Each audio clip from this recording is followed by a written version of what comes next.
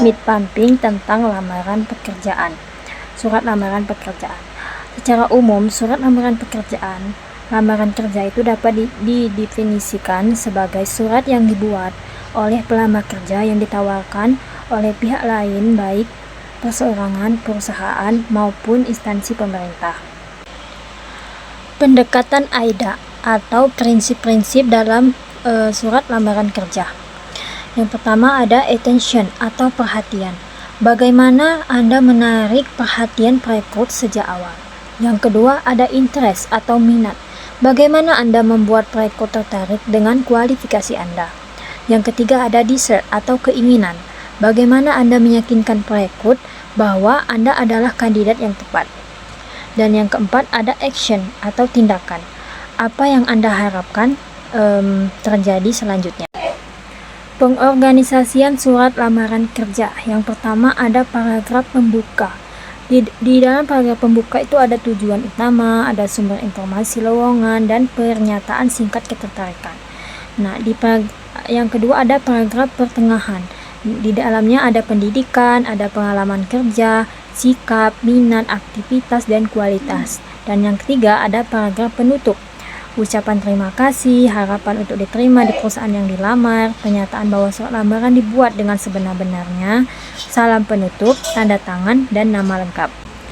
Kemudian ada tips untuk melamar pekerjaan. Yang pertama, mempunyai pengalaman kerja untuk mengisi posisi pekerjaan yang dihendaki. Yang kedua, bangkitkan minat terhadap kualifikasi yang dimiliki. Yang ketiga, tunjukkan hal-hal positif. Yang keempat, usahakan surat lamaran kerja rapi, bersih, dan menarik. Jadi inilah mid pumping surat lamaran pekerjaan. Baik, mid pumping yang kedua yaitu wawancara kerja. Wawancara kerja merupakan tahap penting dalam seleksi calon karyawan yang bertujuan untuk menilai kelayakan pelamar. Ada dua tahap wawancara. Yang pertama, wawancara pendahuluan. Nah, wawancara pendahuluan ini bertujuan untuk menyeleksi pelamar berdasarkan surat lamaran dan resume. Yang kedua ada wawancara seleksi. Wawancara seleksi ini lebih mendalam dan dilakukan oleh tim pewawancara untuk menilai kualifikasi, pengalaman kerja, serta kecocokan dengan posisi yang diinginkan. Ada beberapa aspek kepribadian yang dinilai dalam wawancara. Yang pertama, penampilan fisik.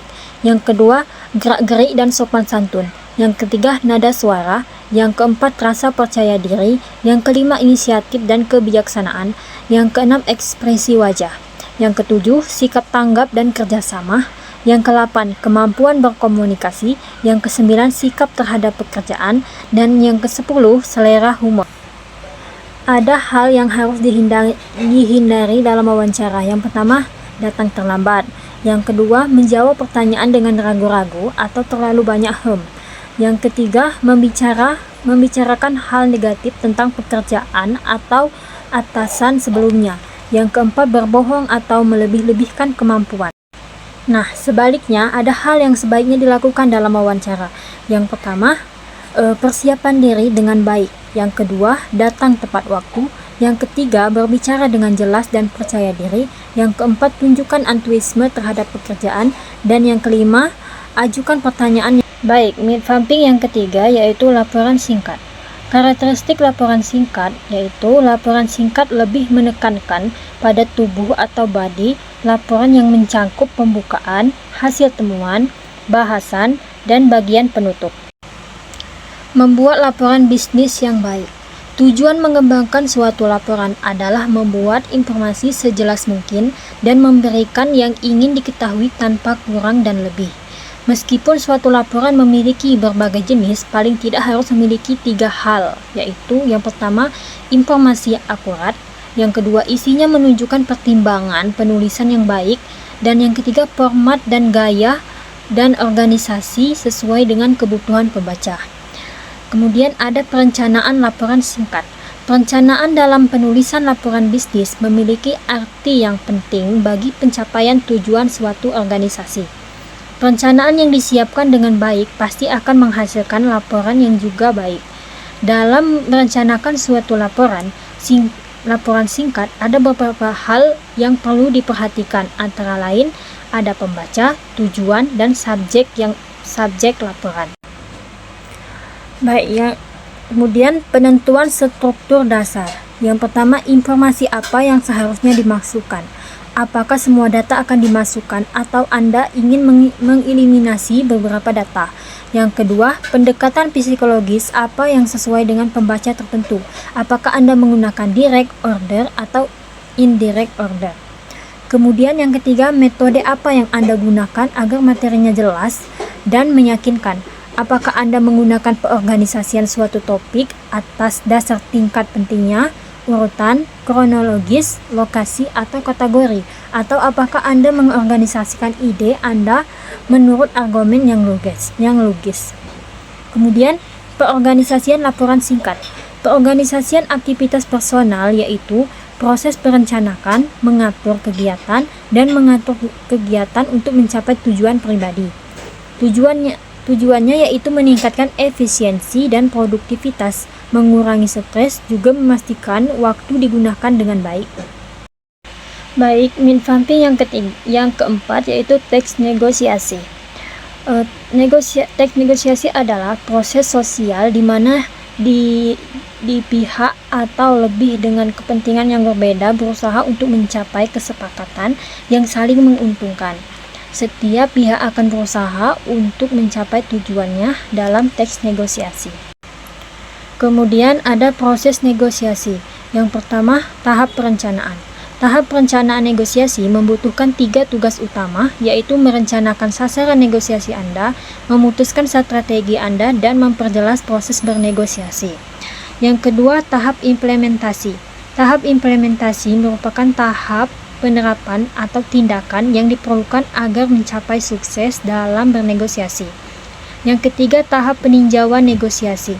Tahap ini merupakan tahapan setelah berlangsungnya proses negosiasi.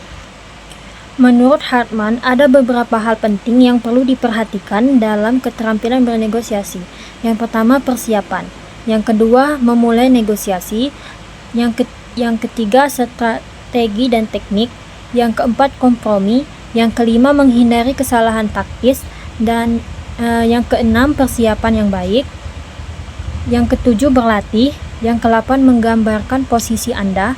Yang ke-9, membuat suatu usulan atau proposal. Yang ke-10, penawaran.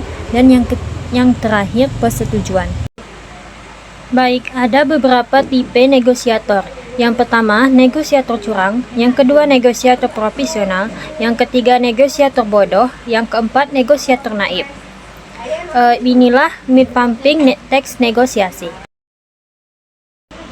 Baik, mid-vamping yang kelima ada penulisan laporan formal. Mendefinisikan laporan formal.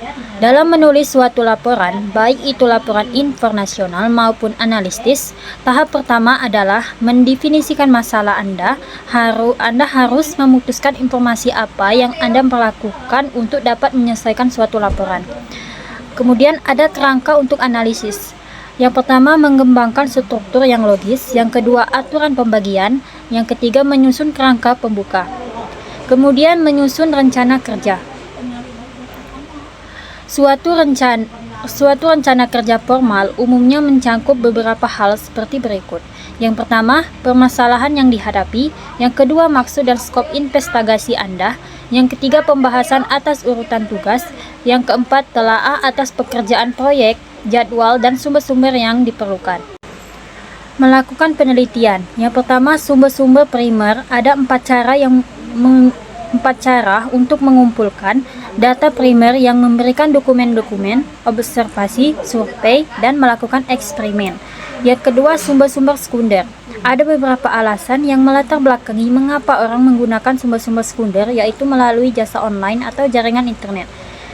Yang kedua, alasannya karena hemat waktu. Yang kedua, ketelitian, relevansi, efektivitas biaya. Mungkin inilah mid-vamping yang kelima, yaitu penulisan laporan formal. Kemudian mid-vamping yang keenam yaitu laporan dan presentasi bisnis. Tujuan presentasi bisnis yang pertama, menginformasikan pesan-pesan bisnis kepada audiens. Yang kedua, menghibur audiens. Yang ketiga, menyentuh emosi audiens. Yang keempat, memotivasi audiens untuk bertindak. Kemudian persiapan presentasi bisnis. Yang pertama, penguasaan terhadap topik atau materi. Yang kedua, penguasaan berbagai alat bantu presentasi dengan baik. Yang ketiga, analisis audiens. Yang keempat, analisis lingkungan lokasi atau tempat presentasi. Kemudian ada jenis-jenis alat bantu presentasi bisnis. Yang pertama ada papan tulis, yang kedua ada flip chart, yang ketiga ada transparansi overhead proyektor, yang keempat papan tulis elektronik, yang kelima video kaset recorder, yang keenam panel LCD dan proyektor, yang ketujuh alat presentasi modern. Kemudian peninjauan lokasi. Pertinjauan lokasi bagi pembicara merupakan salah satu faktor yang perlu dipertimbangkan sebelum melakukan presentasi bisnis. Seringkali pembicara memasuki ruang presentasi bisnis tanpa peninjauan sebelumnya. Kemudian ada analisis bahasa tubuh. Yang pertama, ekspresi wajah. Yang kedua, senyuman. Yang ketiga, kontak mata. Yang keempat, gerakan tangan. Yang kelima, gerakan kepala. Yang keenam, cara berdiri. Kemudian, analisis audiens. Analisis audiens diperlukan untuk membantu presenter dapat menyampaikan presentasi dengan baik. Yang pertama, siapa audiensnya, apa yang diinginkan audiens, di mana melakukan presentasi, yang keempat, kapan melakukan presentasi, dan yang terakhir, mengapa melakukan presentasi. Mungkin inilah mid pumping yang keenam tentang laporan dan presentasi bisnis. Oke, baiklah, mid pumping yang terakhir atau yang ketujuh yaitu teknologi dan komunikasi. Komunikasi merupakan bagian penting dalam dunia bisnis karena mempengaruhi efisiensi kerja dan mengambil keputusan. Teknologi telah mengubah cara bisnis berkomunikasi dari metode konvensional ke digital. Teknologi berperan dalam meningkatkan komunikasi bisnis secara lebih efektif dan efisien. Perkembangan teknologi dalam komunikasi bisnis. Dulu, komunikasi bisnis dilakukan melalui surat, telepon, dan tatap muka. Perkembangan teknologi membawa komunikasi ke ranah digital melalui email, video, conference, dan media sosial. Internet menjadi elemen utama dalam komunikasi modern, memungkinkan komunikasi real-time antar individu dan perusahaan di seluruh dunia. Manfaat teknologi dalam komunikasi bisnis. Yang pertama, efisiensi waktu dan biaya. Yang kedua, kemudahan akses informasi. Yang ketiga, peningkatan kolaborasi. Yang keempat, peluang pasar global. Kemudian ada tantangan implementasi teknologi dalam komunikasi. Yang pertama, keamanan data dan privasi. Yang kedua, kesenjangan digital. Yang ketiga, adaptasi terhadap perubahan. Yang keempat, gangguan dalam komunikasi interpersonal. Kemudian, ada strategi mengoptimalkan teknologi dalam komunikasi. Yang pertama, pelatihan dan pengembangan karyawan. Yang kedua, kebijakan keamanan informasi. Yang ketiga, pemilihan platform yang tepat. Yang keempat, evaluasi dan adaptasi terhadap tren teknologi. Kemudian ada studi kasus. Yang pertama, Google menggunakan berbagai platform digital untuk komunikasi internal dan eksternal. Kemudian ada Tokopedia mengandalkan media sosial dan aplikasi mobil untuk berkomunikasi dengan pelanggan. Kemudian ada Zoom dan Microsoft menjadi solusi utama bagi perusahaan yang menerapkan kerja jarak jauh. Nah, mungkin inilah mid pumping. Ada 7 mid pumping tentang materi mata kuliah komunikasi bisnis yang dapat saya jelaskan.